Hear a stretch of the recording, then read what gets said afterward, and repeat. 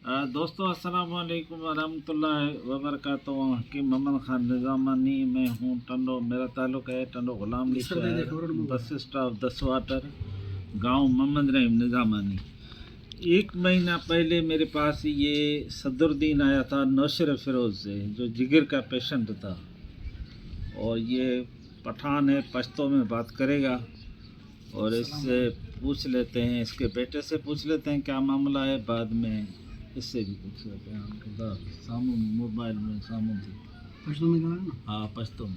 अस्सलाम वालेकुम वरोनो साल जोड़ी است क्लास खुशाला است भेजो دا د ما پلار له درو میاشتو مخته مریضو ډاکټران ګمبټ نوابشاه حیدرآباد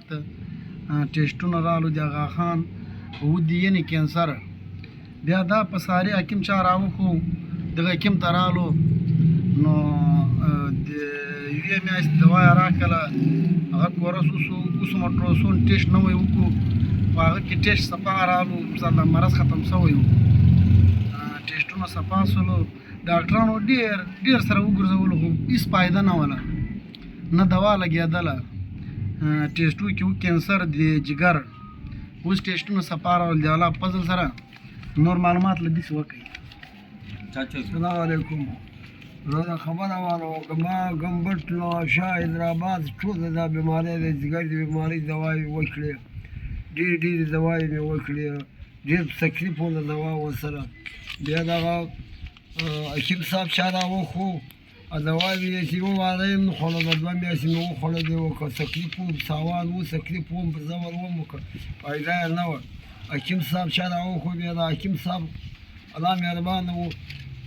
अहिले راغلم د حکیم صاحب د یوې میاشتې دوا راکړه چې شپه اوه شپې مې وخوړلې ځان فرق وپېدلم که هله هله میاشت مې وخوړله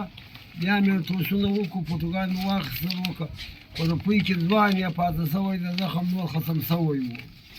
ډېر ځله راغلم که حکیم صاحب ته دوا بیا اخلم دا حکیم صاحب دوا دومره ضروره وه دومره فایده چې ما سما مس وکړې ما ډېرې ستړې وکړې ډېرې میندې مې وکړې ډېر ډاکټران مې وکتل दोस्तों ये अपने पश्तो में मैं तो नहीं समझता, आप समझ लेते हैं। ये अभी मुकम्मल ठीक है, लेकिन गोश्त खाने का बहुत इसरार कर रहा है, परहेज है। अभी गोश्त कहते हैं मैं धंधा गोश्त तो वीडियो को ज़्यादा से ज़्यादा शेयर करें और लाइक करें और